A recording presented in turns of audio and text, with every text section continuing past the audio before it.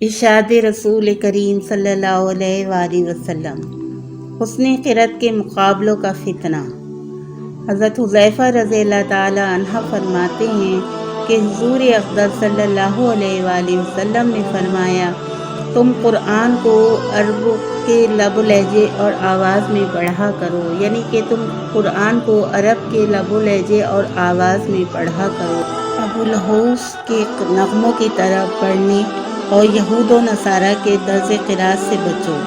میرے بعد کچھ لوگ آئیں گے جو قرآن کو موسیقی اور نوحہ کی طرح گا کر پڑھا کریں گے۔ قرآن کی زبان ہی زبان پر ہوگا، حلق سے نیچے نہیں اترے گا۔ قرآن ان کی زبان ہی زبان پر ہوگا، حلق سے نیچے نہیں اترے گا۔ ان کے دل بھی فتنے میں مبتلا ہوں گے، اور ان لوگوں کے دل بھی جن کو ان کی نغمہ سرائی پسند آئے گی۔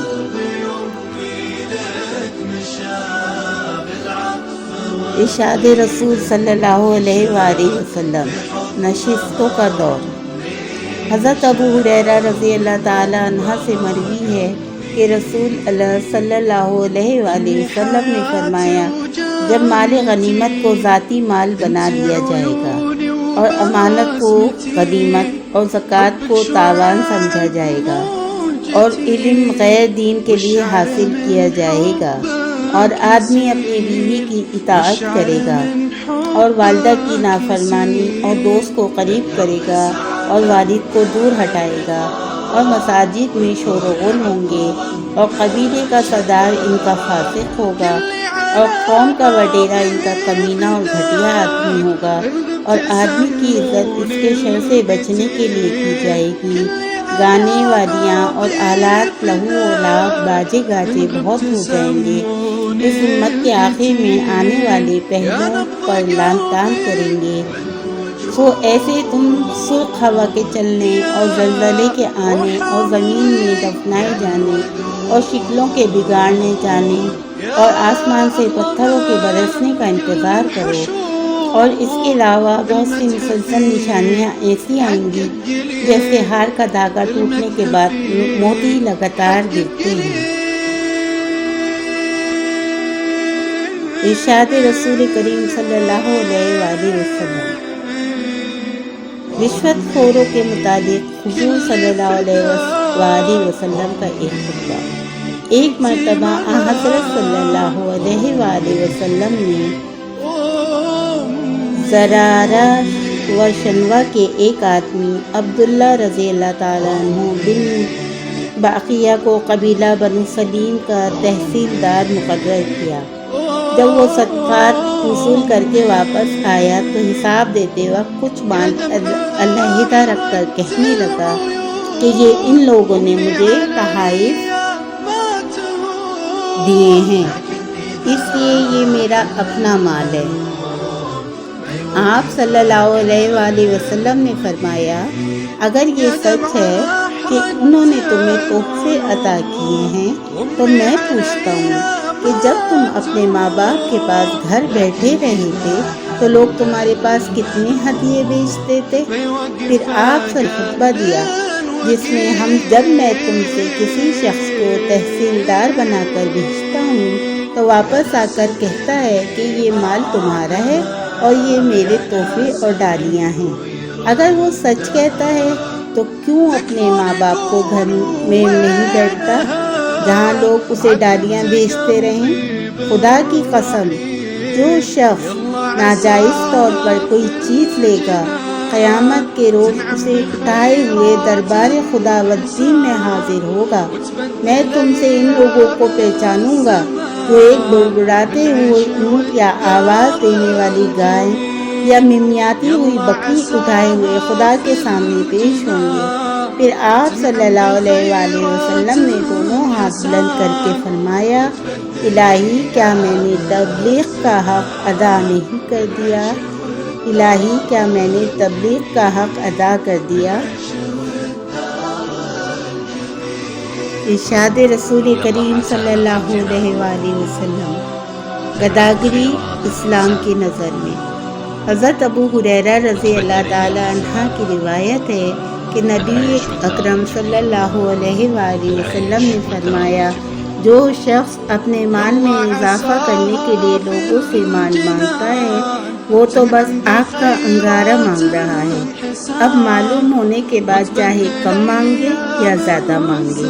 حضرت عبداللہ بن عمر رضی اللہ تعالیٰ عنہ سے مروی ہے کہ باعث تخلیق کائنات صلی اللہ علیہ وآلہ وسلم نے فرمایا کہ انسان لوگوں سے مانگتا رہتا ہے یہاں تک کہ قیامت کے روز وہ اس حال میں آئے گا کہ اس کے چہرے پر گوشت کی ایک بوٹی بھی نہ ہوگی۔ حضرت زبیر بن عوام رضی اللہ تعالیٰ عنہ کی روایت ہے کہ ہادی عالم صلی اللہ علیہ وآلہ وسلم نے فرمایا کہ تم میں سے کوئی لکڑی کا گھٹ باندھ کر اپنی پیٹھ پر لاد کر لے آئے اور فروخت کرے، اس ذریعے سے اللہ تعالیٰ اس کی آبرو بچا لے۔ یہ اس سے کہیں بہتر ہے کہ وہ لوگوں سے مانگتا پھرے، لوگ اس کو دیں یا نہ دیں۔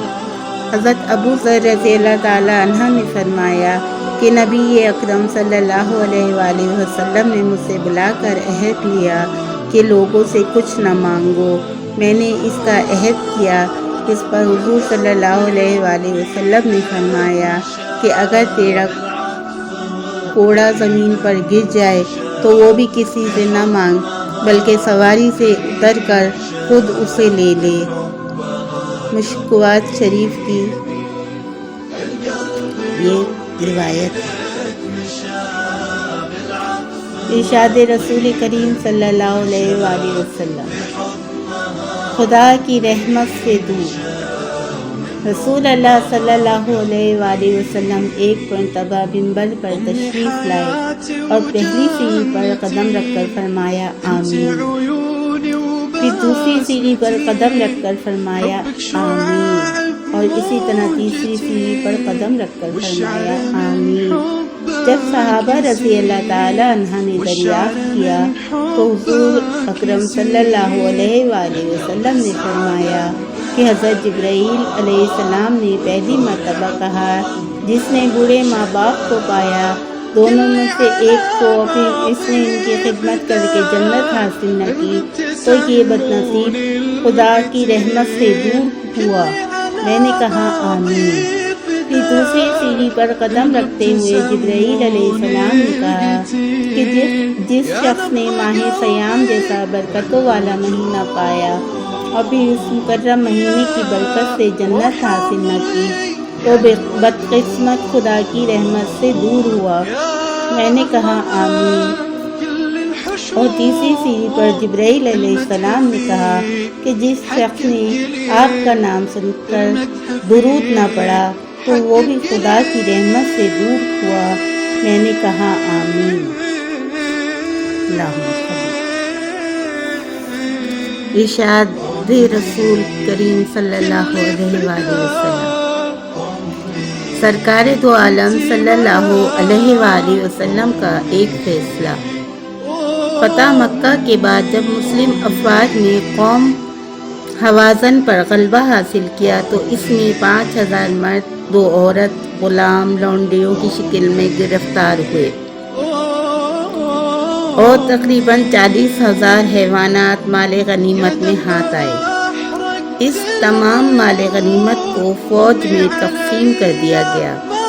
جب رحمت عالم صلی اللہ علیہ وآلہ وسلم باعظمت فتح کے بعد واپس روانہ ہوئے تو مقامی جعرانہ میں قوم حوازن کا ایک وفد بارگاہ رسالت مآب میں حاضر ہوا۔ شکست خوردہ قوم کے ترجمان نے عرض کیا، یا رسول اللہ صلی اللہ علیہ وآلہ وسلم، ہم آپ کے رضائی اماں مائی حلیمہ سعدیہ رضی اللہ تعالیٰ عنہ کی قوم سے ہیں۔ اس رضائی رشتے کی بنا پر گرفتار مرد و زن آپ صلی اللہ علیہ وآلہ وسلم کے چچا، ماموں، خالائیں اور پھپھیاں ہوں گی۔ آپ اس رضائی رشتے کو مد نظر رکھتے ہوئے ہم پر احسان عظیم فرمائیں اور ان کو آزاد فرمائیں۔ سرکار دو عالم صلی اللہ علیہ وآلہ وسلم نے محبوس قوم کے لوگوں سے پوچھا تمہیں اپنے مال و اسباب و اولاد و اقارب میں کون سی چیز زیادہ پیاری ہے؟ انہوں نے کہا ہمیں مال و اسباب یا سامان جنگ کی ضرورت نہیں ہے، اپنے عزیزوں، رشتہ داروں، عورتوں اور اپنے جوانوں کی ضرورت ہے۔ محسن انسانیت صلی اللہ علیہ وآلہ وسلم نے فرمایا کہ جوان اور خواتین عساکر اسلام میں تقسیم ہو چکی ہیں، ان میں جو اولاد عبد المطلب کا حصہ ہے وہ تو واپس کر دیا جائے گا، لیکن جو دوسرے افراد میں تقسیم کیے جا چکے ہیں ان کو از خود واپس نہیں کر سکتا۔ ہاں، تمہارے اس رشتے مزاج کی بنا پر ایک طریقہ بتاتا ہوں، اس پر عمل کرنے سے شاید تمہیں اپنے عزیز و اقربا مل جائیں۔ تم ظہر کی نماز کے وقت نماز کے بعد عساکر اسلام سے اس طرح خطاب کرو: اے مسلمانوں، ہم رسول اللہ صلی اللہ علیہ وآلہ وسلم کی رضائی تعلق کو وسیلہ بنا کر آپ صلی اللہ علیہ وآلہ وسلم سے درخواست کرتے ہیں کہ ہمیں ہماری بیویاں اور اولاد و اقربا واپس کر دی جائیں۔ حزب ہدایت حوازن کے قائد نے اسی طرح نماز ظہر کے بعد حاضرین سے اپیل کی۔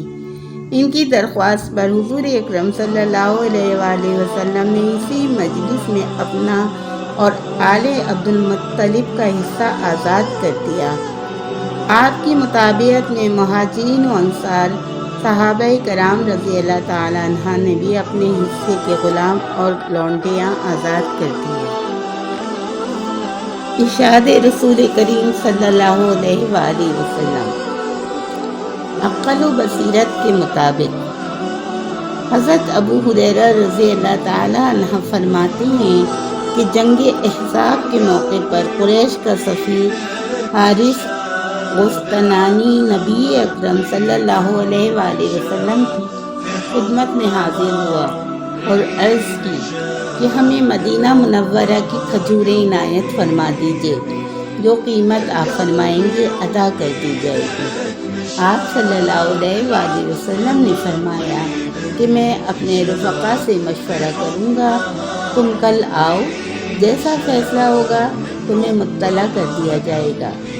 اس کے چلے جانے کے بعد آپ صلی اللہ علیہ وآلہ وسلم نے سعد بن معاذ رضی اللہ تعالیٰ عنہ، سعد بن عباد رضی اللہ تعالیٰ عنہ، سعد بن مسعود رضی اللہ تعالیٰ عنہ اور سعد بن خمیسہ رضی اللہ تعالیٰ عنہ کو بلایا اور ان سے حارث غسطنانی کی آمد اور اس کا مقصد ذکر فرمایا اور فرمایا اس میں تمہاری کیا رائے ہے؟ چاروں صحابہ نے عرض کیا، نمبر 1، اگر ان کی فروخت کا حکم من جانب اللہ ہے تو ہم دل و جان سے راضی ہیں۔ نمبر 2، اگر حضور صلی اللہ علیہ وسلم کا حکم ہے تو ہمارے ماں باپ آپ صلی اللہ علیہ وسلم کے انصار ہوں، ہم سر تسلیم خم کرتے ہیں۔ نمبر 3، اور اگر یہ مشورہ صرف اسی لیے ہے کہ ہم اپنی عقل و بصیرت کے مطابق کچھ عرض کریں تو خدا کی قسم ہم ایک کھجور بھی حارث غسطنانی کو دینے کے لیے تیار نہیں ہیں۔ باعث تخلیق کائنات صلی اللہ علیہ وآلہ وسلم نے فرمایا، اگر تمہاری رائے یہی ہے تو ایسے ہی ہوگا۔ چنانچہ آپ صلی اللہ علیہ وآلہ وسلم نے حارث غسطنانی سے یہ فیصلہ ذکر کر دیا۔ ارشاد رسول کریم صلی اللہ علیہ وآلہ وسلم، اسوہ حسنہ۔ حضرت ابو ہریرہ رضی اللہ تعالیٰ عنہ فرماتے ہیں کہ رسول اللہ صلی اللہ علیہ وآلہ وسلم بازار میں کپڑا خریدنے تشریف لے گئے، میں بھی ساتھ تھا۔ دکاندار فوراً اٹھا اور حضور صلی اللہ علیہ وآلہ وسلم کی دست بوسی کی کوشش کی۔ افضل الخلائق نے فوراً ہاتھ کھینچ لیا اور یہ فرماتے ہوئے اسے روک دیا، یہ طریقہ اجمی لوگ اپنے بادشاہوں کے ساتھ برتتے ہیں اور میں بادشاہ نہیں ہوں۔ پھر آپ صلی اللہ علیہ وآلہ وسلم نے کپڑا خریدا۔ جب میں نے اس کو اٹھانا چاہا تو معلم انسانیت صلی اللہ علیہ وآلہ وسلم نے منع فرما دیا اور کہا کہ مالک کو اپنی چیزیں خود اٹھانی چاہیے۔ اپنے اصحاب رضی اللہ تعالیٰ عنہ کے ساتھ آپ صلی اللہ علیہ وسلم کا معمول تھا کہ برائی کے مرتکب کی معذرت قبول فرما لیتے تھے اور جب کسی کے بارے میں کوئی ناپسندیدہ بات آپ صلی اللہ علیہ وآلہ وسلم تک پہنچتی تو کسی کا نام لیے بغیر اسے اس غلطی پر تنبیہ فرماتے ہوئے کہتے کہ لوگوں کو کیا ہو گیا ہے کہ ایسا کام کرتے ہیں۔ اپنے احترام میں کسی کا اٹھنا پسند نہیں کرتے تھے، جہاں مجلس میں جگہ مل جاتی تھی وہیں بیٹھنا پسند فرماتے تھے۔ بازار میں تشریف لے جاتے تو لوگوں کی امانت داری کی ہدایت فرماتے تھے اور معاملات اور کاروبار میں دھوکہ اور خبث سے منع فرماتے تھے۔ جو شخص بھی حکیم انسانی صلی اللہ علیہ وآلہ وسلم کے پاس آ کر بیٹھتا تو اس کے ساتھ خندہ پیشانی سے ملتے، ایسی توجہ فرماتے کہ اسے خیال ہوتا تھا کہ میں حضور صلی اللہ علیہ وآلہ وسلم کے نزدیک سب اصحاب سے زیادہ محبوب۔ صلی اللہ علیہ وآلہ وسلم کے مقرب وہی شخص ہوتے تھے جو اسلام اور جہاد کے معاملے میں سب پر سبقت لے جاتے، چاہے وہ سب سے اسباب ظاہری میں کم درجے کے لوگ ہوتے۔ ان سے سیاسی، حربی اور دوسرے دنیاوی امور کے بارے میں مشورہ کرتے تھے اور ان کی آراء کو قبول فرماتے تھے، اگرچہ وہ آپ کی رائے کے خلاف ہوتی، جیسے جنگ بدر وغیرہ میں ہوا۔ اللہ ہم سب کو اس اسوہ حسنہ پر عمل کرنے کی توفیق دے اور ارشاد رسول کریم صلی اللہ علیہ وآلہ وسلم کو سمجھنے کی توفیق دے۔ وما علینا الا البلاغ۔